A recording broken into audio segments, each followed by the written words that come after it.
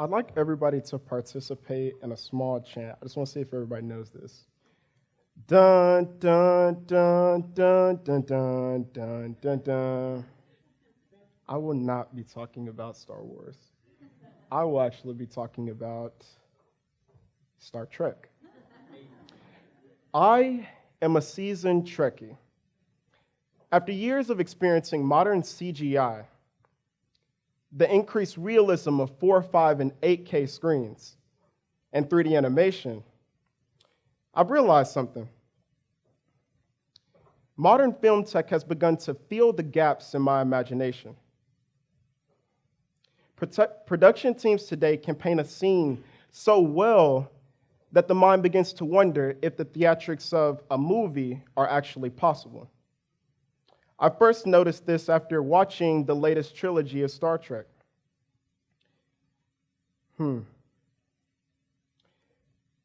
It dawned on me that the technology of today is actually capable of bringing to life the imaginations of people in the past who sought to bring their most far-out ideas to life. Let's think about it. The proposition of warping through space at light speed in the future while being chastised by aliens and man-eating indigenous plant life, all while looking devilishly handsome in a Federation uniform,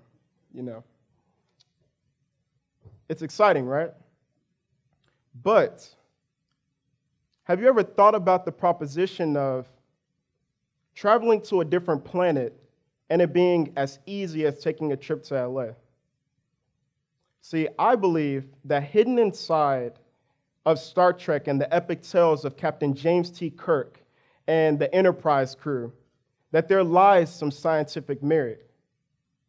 Star Trek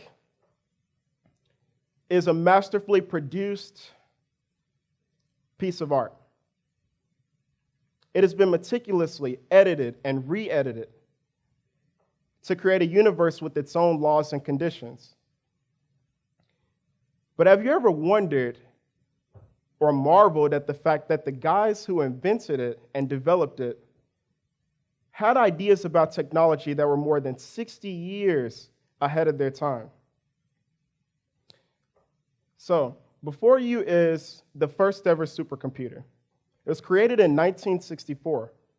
It's called the CDC 6600, not to be confused with the Center for Disease Control.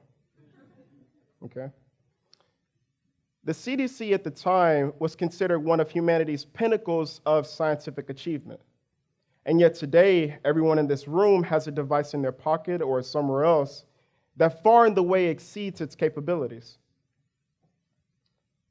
At the same year of 1964, a man by the name of Roddenberry came up with this awesome draft of this wonderful epic story that he wanted to tell. And he brought it to Desalures Productions. And it had stories about things of like long-range communicators and space travel at faster than people had ever even considered before, and had hardware devices that were capable of reading vital signs and getting accurate environmental readings in seconds. You see, these same ideas that came from these scientific, or should I say sci-fi minds, were the stuff of liberal artists.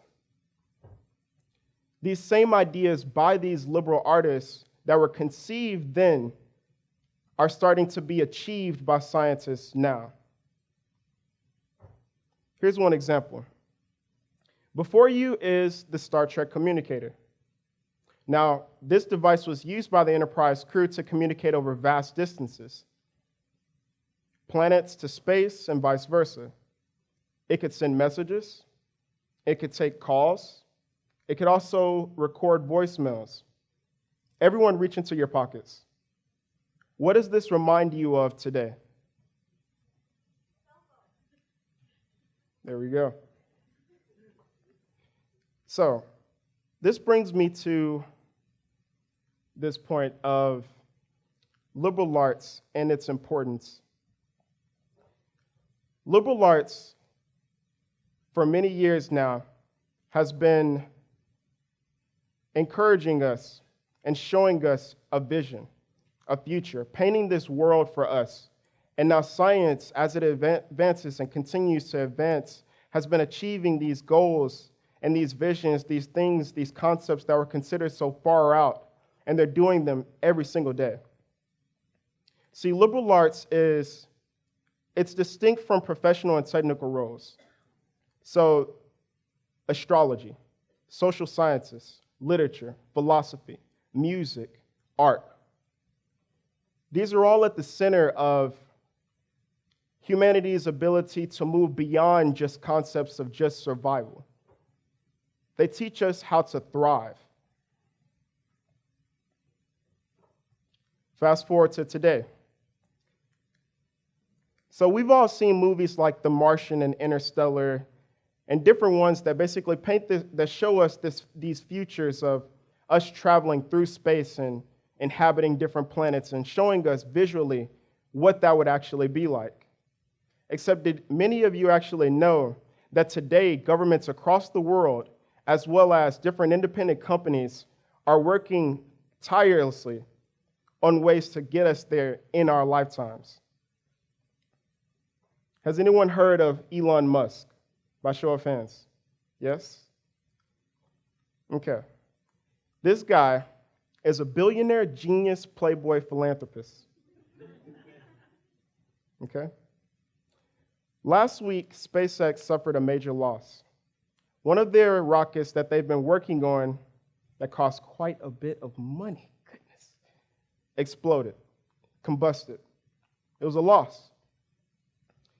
But he said,